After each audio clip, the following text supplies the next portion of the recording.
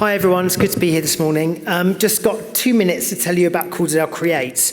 It's a members network that's made up of voluntary organisations, cultural organisations, freelance artists, in fact any individual or organisation that has an investment in the cultural sector across Calderdale. And we came together during lockdown to try and encourage more partnership working across the borough, being aware that there's so much creativity, individual artists and organisations doing fabulous work, but we weren't talking to each other enough. And our mission that we set ourselves was to create a new cultural strategy for the borough and to deliver it. So we were responsible for commissioning and leading on the cultural strategy, which was then formally adopted by Cabinet. You'll all know about it, so I'm not going to go through it in any detail, but I think the key elements for us as an organisation is using the cultural sector and the creativity of the whole borough to improve the mental and physical health and well-being of all its residents, whatever their age, location or economic situation, to promote skills and training in the arts and culture, particularly for young people, to celebrate the heritage and landscape of the borough and to help promote the visitor economy, and to promote community cohesion and tackle inequalities of provision across the borough.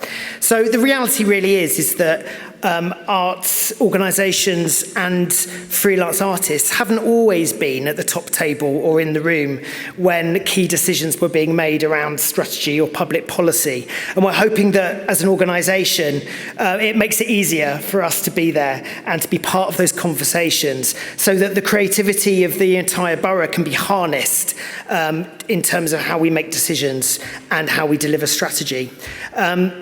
The reality is that a lot of our organisations are quite disparate. They're all underfunded, well, nearly all of them. And freelancers and small organisations in the arts have had a particularly difficult time over the last few years. So there's a real need to come together and work together. We see the Year of Culture as just the beginning of demonstrating how creativity can transform lives and make Calderdale an even better place to live and work. And it's also a tool, we think, to better hear what communities want, what they need, and give them a place to express themselves. We are about organisational development for the structure, the training of individuals and organisations, but we're all voluntary. So we have over 150 members, but we all have either day jobs or for the freelancers, it's very difficult for them to have a leadership role in the organisation at the moment because we're all working for nothing. So we've got an ambition to professionalise that, to get better support, and we see in the future working together as a way of creating perhaps community arts hubs across the borough and delivering, at the moment what we do is deliver networking events. Our next one's the 28th of June. Everybody's welcome. If you want to look at signing up or becoming a member, you can go to our Where Creativity Flows page, which is at the moment the page for the cultural strategy, but has all the information about the network on it. Or please do get hold of me. I have to go straight away, I'm afraid, because we're taking a little bit of Halifax to the Sheffield Crucible today. We open Quality Street there tonight, so I have to go and get the show up. Hope to see a lot of you there for the first week of July when we end the tour at the Victoria Theatre. I promised my marketing manager I'd give a pitch there, give a little push. But you can also contact me directly. You can find my email on the Northern Broadsides website if you want to hear more or how you can get involved. Thanks very much.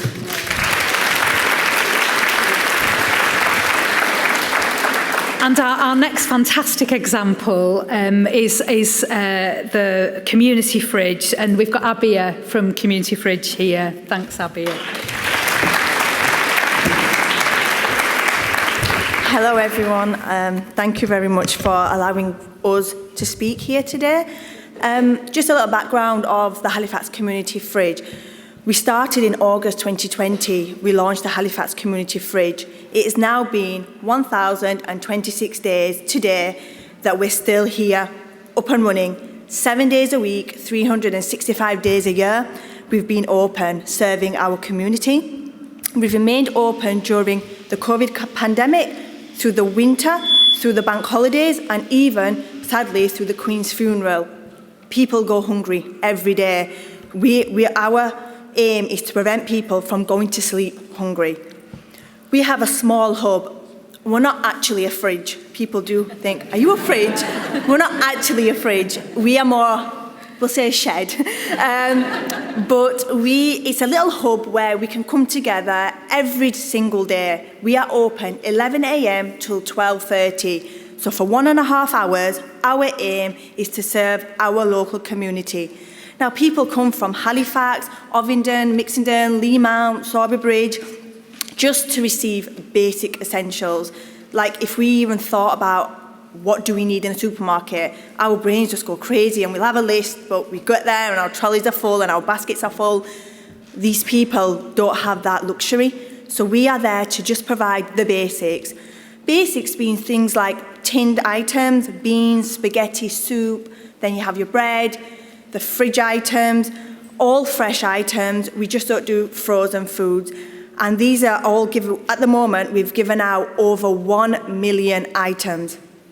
250,000 of those items have actually been redistributed from the local supermarkets as they would have gone to waste. So it's a twofold process. First of all, to feed the community, but second of all, to stop food wastage. We're all guilty of that, and we do try and implement it from the young children. Don't waste. Take what you want, take what you're going to eat, and don't waste things, because there are people that will be going to sleep hungry. Every day, up to 90 families will come to visit our fridge. That may be just a single person, it may be a family. Yesterday I had a lady with 8 children. They come to us just to collect the basics. They're not asking for much, it's just as little as what we see as just the least that we can do. We are very, very lucky that we do have the help from local supermarkets. So the Morrisons, Sainsbury's, Aldi, Lidl, they do all help us. They donate food, which we then put back out into the public. Our service has become a lifeline to many and a reason for them to leave the house. A lot of our users have made friends, and they have a coffee mornings, and they're now able to socialise. After the pandemic, they were stuck inside, and it became mental health because they were stuck inside, but also they haven't the ability to eat either. Now more than ever, because we're amidst a cost of living crisis here in Calderdale, we are making sure that our residents aren't going to sleep hungry. As we are a non-profit organisation, we've built these great partnerships with the supermarkets, and we try to go out monthly, every few months, into the supermarkets, show our face, just what we do, meet people, and we are all volunteers. There's about 15 of us, and that goes from us picking up the donations to actually being hands-on in the fridge. So I was there yesterday, today's my day off, and I'll be there back there tomorrow, opening up and speaking to these people. A lot do have mental health, so we are just a voice for them to come, just talk to us. We don't offer medical help, we don't offer any help in the way that they may need it medically, but we're just someone that they can come and talk to and listen, and for them, a lot of time, that is just all that they need. I would like to provide you with a few statistics just to round off. The Park Ward area has the highest percentage of people living in poverty in the whole of Calderdale. Park Ward has the highest percentage of over 60s living in poverty. It's 47.5%. That's all our elderly, our grandparents, maybe your neighbour, all living in poverty. 1 in 3 residents live in poverty. So as you can just imagine here, 1 in 3. And 50.8% of children in Park Ward live in poverty. We are very strong against children going to school hungry. We try our best. We give them breakfast bars, porridge pots, fruit, anything to put into their stomachs to let them go to school on something, because that may be the only thing that they're eating that day. These are very stark statistics, and we are, as a positive force, are aiming to combat these statistics and make a change by us providing the basics and allowing people to eat and slowly reversing these statistics for the better. Not only do we provide food, but we've also got some other projects ongoing. Just winter, we provided 400 winter coats to people that had nothing. I personally run a sanitary campaign. There is such a thing as period poverty, and if people cannot afford food, how are they able to afford the most basic essentials as sanitary products? So I will provide ladies with these products. They'll come to me and I will just provide them, or they'll call me and I'll meet them. And now most recently, pets, cats and dogs, hamsters, they also need to eat. If people are not able to afford food for themselves or their children, how on earth are they going to afford food for their pets? So Pets at Home just got on board with us. We have a trolley there and people can go and donate pet food. So we're also feeding pets too. So Halifax Community Fridge has made a positive impact on the community, and we aim to change the narrative of Islamophobia and ensure the fridge is open to all, no matter who you are or where you're from. Thank you.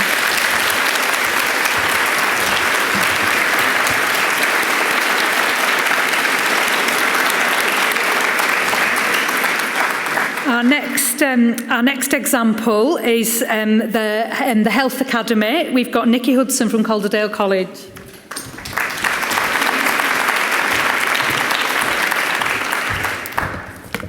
Morning everybody, I'm Nikki Hudson, Head of Employer Services here at Calderdale College.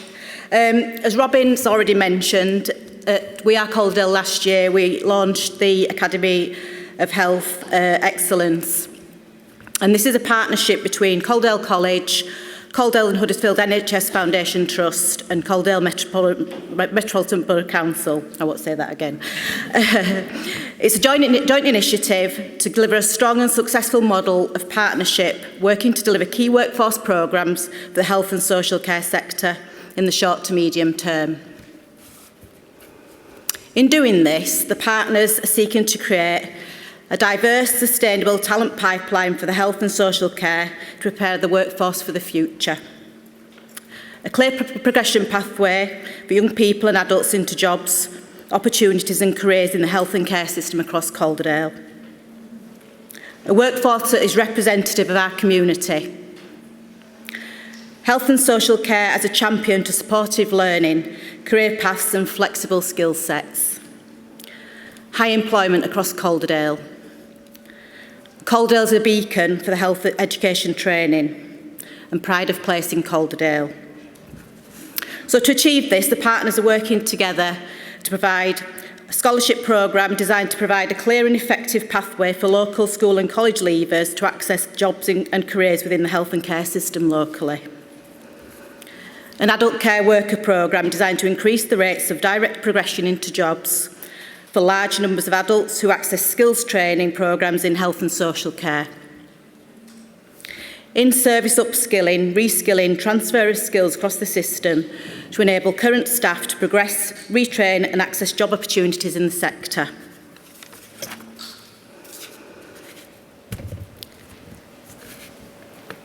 Ultimately, we want to bring all this together through the joint strategic approach to the establishment of the Calderdale Academy of Care Excellence. So in terms of what we've achieved so far, we've got an ongoing commitment from both Calderdale Council and the Trust to provide industry placements to college students. These placements focus on developing up-to-date technical skills and specialist knowledge required to work in the health and care sector.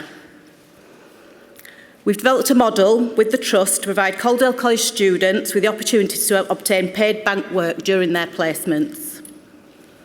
To date, 33 Health T-level students have begun placements in the Calderdale Royal Hospital across departments such as A&E, acute, paediatrics, gynaecology, pharmacy and Macmillan. And these students will be provided the opportunity to become paid bank staff during that placement. In fact, you've got the first person who's eligible to go through that, looking at that shortly. We've also got 7 students who started placements within the council. One has been offered a permanent job so far. And the council have helped the college to promote placement opportunities to social care settings within Calderdale. So in terms of our next steps, we've still got lots to do. The partners are looking at opportunities for promoting wider non-clinical occupations in the sector by providing placements in areas such as digital. We're exploring how the placement model that we've done with our students can be scaled up and used in wider parts of the sector, such as community settings, and with wider groups of students, including adults.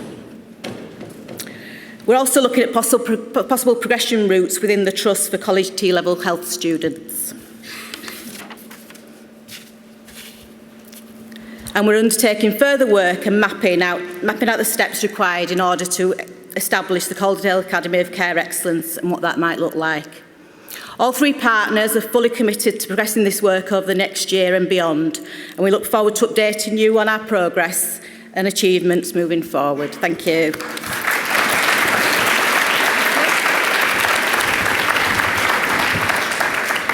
Thanks, Nikki. The next example we're going to hear about is inclusive economy and work in practice. And we're going to hear from Vicky McGee from Calderdale Council and Ali Shan.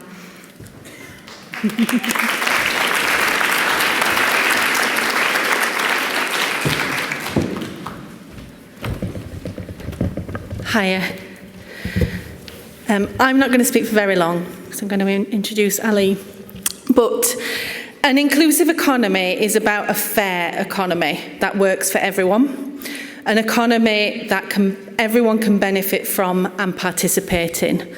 And the Park and Whalley pilot, which I've been looking after for the last couple of years, tested a community-led approach to building an inclusive economy in one part of Calderdale, and invested in locally based organisations to put people in charge and build community wealth. One of the organisations invested in was Unique Community Hub, to develop their youth outreach in Park Ward and to develop a work experience project for local young people, one of which was Ali Shan. And Ali's going to talk to you a little bit about his experience. So, do you want to start with where you were when you first got in contact with the Unique Community Hub? First off, I'd like to say thank you for having me here. 2 minutes isn't enough to go through what Team Unique and this project has done for me, and 100 others in Park Ward. 2 to 3 years ago, I was in a dark place. I'd lost my job, family problems, close people passing away and more. Possibly the worst position in my life, and points to suicidal thoughts and coping mechanisms that wasn't healthy to my own body and mind. Further led to me pulling myself away from everything and everyone, isolating myself, and was in my own shell, which again wasn't beneficial to me, my mental well-being and health. I was introduced to Yasser at Team Unique. I met him as he stood to collect money for charity, and had a brief chat with him about my current situation and mental health issues. As time progressed, I got worse and felt alone. Unique then reached out to me when they had a pop-up street boxing with the youth to get involved and volunteer. As much as I didn't want to, I knew it would be good for me. After that youth session, we had a more detailed conversation, and from then on, I can wholeheartedly say Unique went above and beyond to get me back to where I am today. From knocking on my door, getting me back out and about, and developing my skill set, boosting my confidence, socialising skills, and the list goes on. Team Unique Halifax and Inclusive Economy provided me with the opportunity to find work within civil service. Now I'm working within Bradford HMRC as a debt advisor, which is a great job with a wide range of opportunities across the UK. I am just one of the cases that Unique has dealt with, and I can say there are many cases out there, especially unheard of. There was nothing that I knew about in Park Ward during that time. There are loads of people that still need tending to, and with our newly opened youth club in Halifax, Unique Community Hub, we have people of all types of struggles and challenges that attend. Also, I feel like only Unique are taking that step to uplift and improve the community of Park Ward. In my opinion, Unique Community Hub is the vision for development of Park Ward. As I can assure you, they will leave a legacy behind for the youth of Park and surrounding communities. Thank you.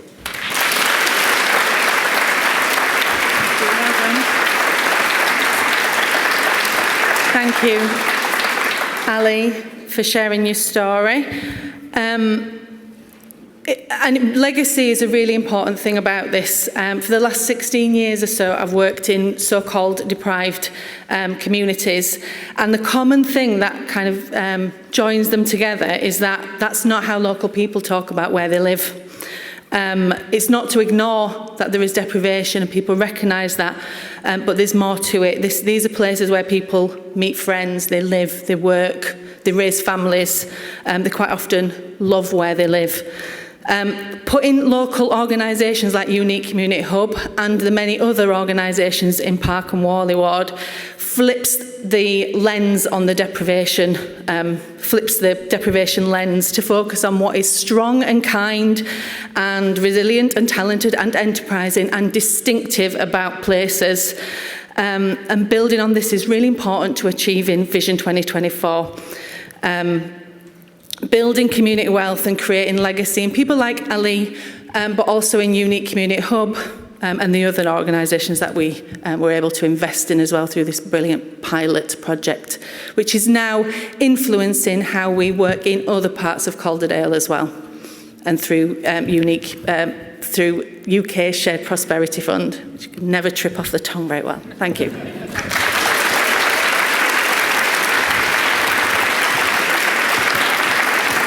Fantastic, thank you. And the next example we're going to hear about is from Libby Wiley about our leadership seminars.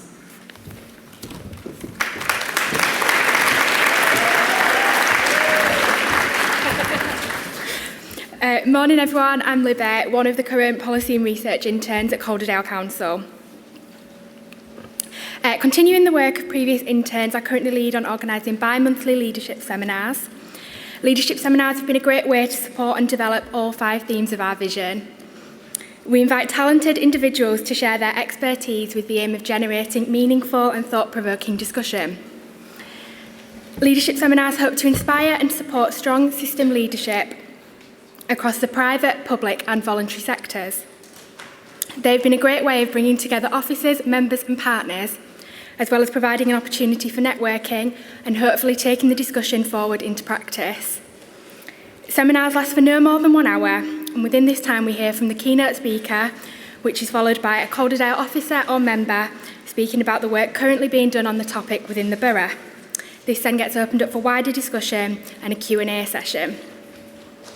Over the past few months, we've heard about the perfect work-life balance from a talented and enterprising young business owner who we've just found out is also working on the Year of Culture, so that's brilliant. We've also heard about how to harbour Calderdale's distinctiveness as we level up and how to create a kinder and more equal approach to ever-increasing digitalisation and reliance on online services. Next week, we look forward to welcoming Adele Asante, who is a lived experience storyteller who will be reflecting on her own personal connection to the climate crisis. I should also say, for anybody in the room who's interested in attending these events, you can come and find me afterwards or send me an email. I'll make sure that you're on the list for future events. Thank you very much.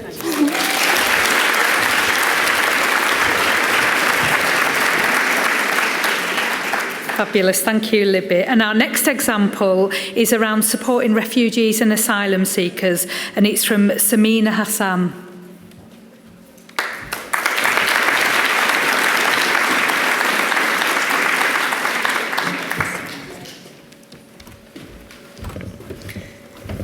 I'm not Samina, but she's asked me to just stand next to her in solidarity. I'm Sarah from St Augustine's, and I'm really chuffed to introduce Samina, who's going to tell you a little bit about her story and the importance of kindness. Good morning, everyone. I'm Samina, and I'm from Balochistan. Balochistan is divided in 3 parts. One is in Pakistan, one is in Afghanistan, and one is in Iran. And I'm from Pakistan side. Me, my husband, and my 2 children, and myself, we came in UK last year, August. We landed in Edinburgh, Scotland, and we claimed asylum. After 8 hours of flight and total almost 14 hours of journey, we stayed in airport for another 12 hours in Edinburgh, sleepless, tired, and exhausted. After almost 13 hours, we were taken by the Home Office in Halifax to stay in an asylum hotel. We have to flee because it was no longer safe for us to stay. I am a professional henna artist, and my husband is a professional poet and a writer. We had a great and comfortable life back home. We have to leave everything behind, our home, our family, our friends, my children's school, their friends, everything. When we arrived here in UK, we already lost our luggage on our way to UK. We didn't have anything to wear. I will talk about some act of kindness that we experienced in Calderdale when we were going through the toughest time of our lives. I was sitting in the hotel office talking to the manager, asking her to ring the airlines or the airport to chase our luggage. We had only the clothes we were wearing. A lady sitting next to me came to us and said, why don't you come with me into St. Augustine's, where they have a free shop where you can collect, where you can pick anything you need or you want. She took me and my daughter in her car, and we got some clothes and some other bits from St. Augustine's. That was the first act of kindness I received from Calderdale. Kindness to me is giving a hug to someone who is going through a horrible time of life. Kindness to me is just giving a piece of advice, offering a helping hand, or just listening to them. Sana, who I met in a hotel, she works for St. Augustine's. She is a pure example of kindness for me. She listened to me, and she even shared her own story to me to make me feel better. And my dearest friend, Rebecca, she lives in Hebden Bridge. She is also another example of kindness for me. Her support is beyond kindness for me and my family. She showed me the light to the end of the tunnel. In this journey in Calderdale, we met a lot of people, and some of them really made an impact in our lives with their kindness and support.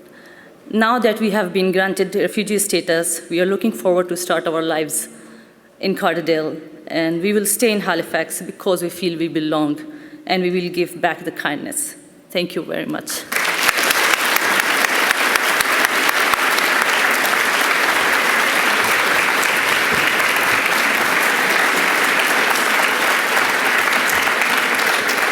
And our final fantastic example of our vision in action is around our vision families, which we've already seen a wonderful image of. So we've got Stephen Reed and we've got Laura Wilkinson to come and talk to us about vision families.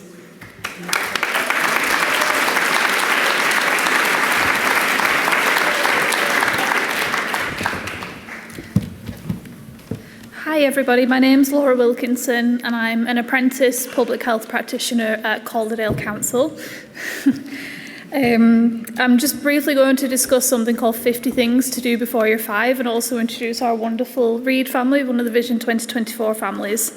So if you don't know about it, 50 Things to Do Before You're 5 is a website and an app that you can get on your smartphone, and it's to be used by both families and early years professionals, and it was developed to provide inspiration to parents and carers and early years professionals to be able to connect with children through a wide range of activities that are either low or no cost.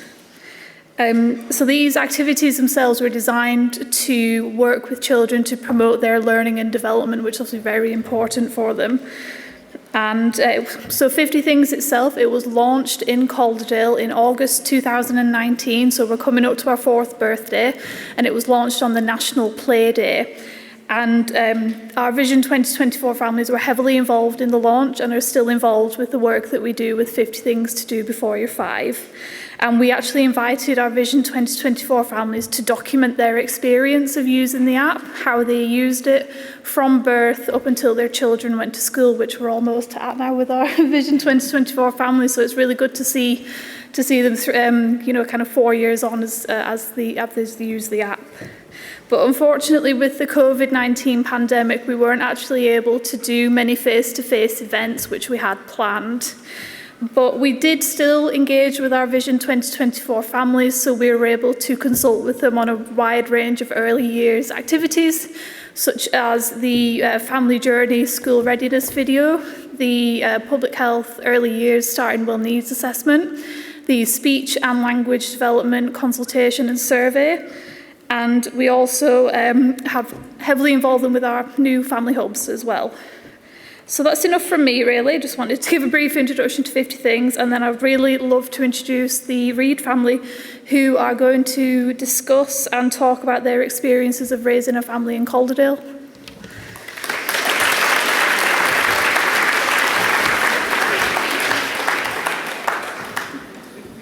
Hello. You can't see one of us because she's disappeared behind this lectern, but I think as a dad, I'm always very conscious about talking about my children too much and boring people. I've got a captive audience today, so I hope you're sitting comfortably. You may be able to tell from my accent, but I'm not from Calderdale originally.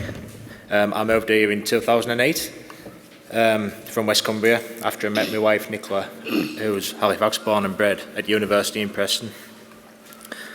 I think a lot of people take the place where they're from for granted sometimes. I know I certainly have done in the past. And as someone who didn't grow up in Calderdale, and as someone who's chosen to raise a family here, not that you can see them both at the minute, but they are here still, I wanted to say that I think it's a really great place to be. And I'm proud that me and my little girls call it home. So last night I asked Florence, and Charlotte, yeah. I asked Florence and Charlotte what they like to do and where they like to go around the place where they live. And some of the answers were Eureka, Florence. Eureka, music and singing group, Charlotte. Both of them like to go to the Peace Hall. Parks, lots and lots of parks. We visit lots of parks across Calderdale. Nicola and I particularly like the Wall Garden at Manor Heath, but we often don't get to choose which parks we go to. And Grandma's house. Especially during the lockdown, a lot of these places, we'd look at them on the 50 Things to Do Before You 5 app, and we'd plan that once we could get out and about, these are the places we looked forward to going to with our children. But not Grandma's house. Grandma's house is not on the app. If it was, I think my mother-in-law would have something to say about it.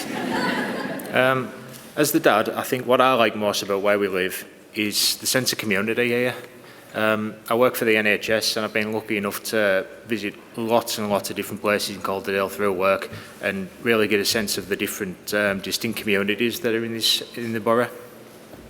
And I know that as young as they are, my daughters already feel a real connection to where they live, and the community that they themselves have grown up in, and that's because that's all down to the places that they visit and the people that they meet, and I just think it's brilliant. I love my kids to bits, and I want to be with them as much as possible, and that's why I bribed them with McDonald's so they'll come up on stage with us today. So, I want to be with them as much as I can as a dad, and I think Calderdale's a really fantastic place to do that, so thanks very much.